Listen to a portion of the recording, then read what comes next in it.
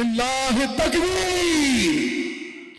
আল কোরআনের আলো, আল কোরআনের আলো।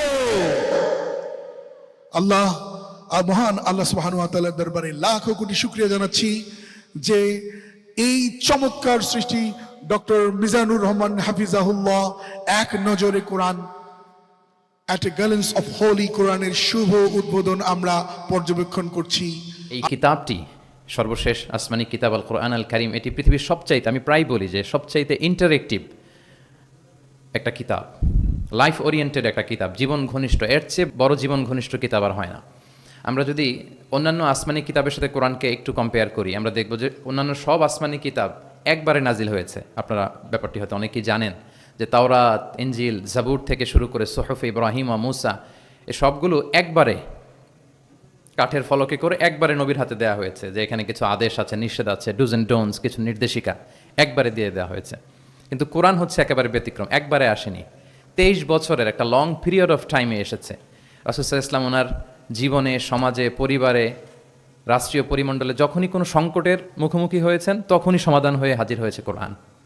তিনি পরিবারে সংকটের মুখোমুখি হয়েছেন, কোরআন এসেছে। ফ্যামিলি অ্যাফেয়ার্স নিয়ে চাপে আছেন, কোরআনে এসেছে। মদিনার বাজারে কিছু নিয়ে ডিল করছেন, সমস্যা, কোরআন নাজিল হয়েছে। যুদ্ধের ময়দানে কোরআন নাজিল হয়েছে। তিনি পাহাড়ে চড়েছেন, পাহাড়ের উপরে কোরআন নাজিল হয়েছে। মক্কায় নাজিল হয়েছে, মদিনাতে নাজিল হয়েছে, মরুভূমির মাঝখানে নাজিল হয়েছে। মানে যেখানে সমস্যা সেখানে কোরআন, প্রবলেম সলভিং মেথোডোলজি নিয়ে। এজন্য 23 বছরের লম্বা সময়টা লেগেছে। এজন্য এটা খুবই লাইফ ওরিয়েন্টেড, জীবন ঘনিষ্ঠ, ইন্টারেক্টিভ একটা কিতাব। মানুষের সাথে খুবই ইন্টারেক্ট করে কোরআন। যেখানে আমাদের সমস্যা ওখানে কোরআন এসেছে। এবং এটাকে আল্লাহ তাআলা ক্রাইটেরিয়ান বলেছেন এই কোরআনকে, আল ফুরকান, অর্থাৎ the criterion two differentiate between right and রং, সত্য মিথ্যার মধ্যে পার্থক্য করে দেয়। ইউফারিকু বাইনাল হাক্কি ওয়াল বাতিল। আমরা কোরআনের লেন্স দিয়ে যদি দুনিয়া পরখ করি তাহলে কোনটা সত্য কোনটা মিথ্যা খুব সহজে বুঝতে পারবো, দিবালোকের মতো স্পষ্ট হয়ে যাবে। সো এই জন্য কোরআন স্টাডি করা, কোরআন পড়া, কোরআনের সাথে আমাদের সম্পর্ককে মজবুত করা, এই দিকে যেন আমরা একটু যত্নবান হই। এই ছোট্ট একটা রিমাইন্ডার দিয়ে আমি আমার মূল কথা শুরু করছি। প্রিয় সুধী, এক নজরে কোরআন নামে যেই নতুন গ্রন্থটি প্রকাশিত হলো, আপনাদের সামনে, সবার সামনে শোভা পাচ্ছে। আমরা কি করেছি এই বইতে একটু করে আপনাদের সাথে শেয়ার করতে চাই। এখানে বেসিক্যালি আমি কোরআনের 114 সূরার, কোরআনের 114টি সূরার সার নির্যাসকে নিয়ে এসেছি। The cream of the creams এখানে পাওয়া যাবে। সিনোপসিস অফ দ্য এন্টায়ার কোরআন।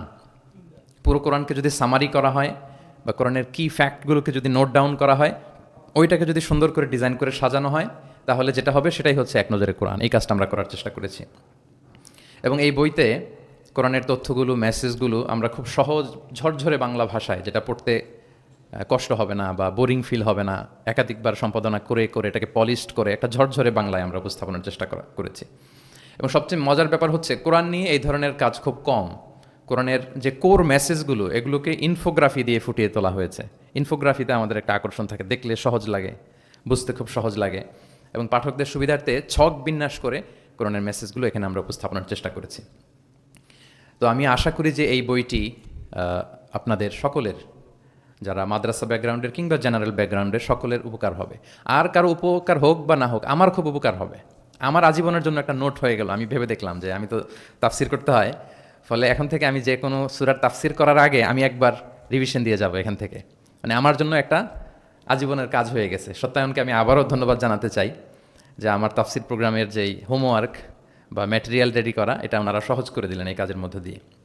তো আমি বোধ করি এবং বিশ্বাস করি আমার যেহেতু উপকার হবে, আমাদের বক্তা ভাই যারা, দাঈ ইলাল্লাহ, খতিব, ইমাম, আলিয়া মাদ্রাসা কিংবা কামি মাদ্রাসার শিক্ষক, ছাত্রবৃন্দ, সবার এই বইটা বেশ উপকারে আসবে বলে আমি বিশ্বাস করি এবং আল্লাহর কাছে কামনা করি।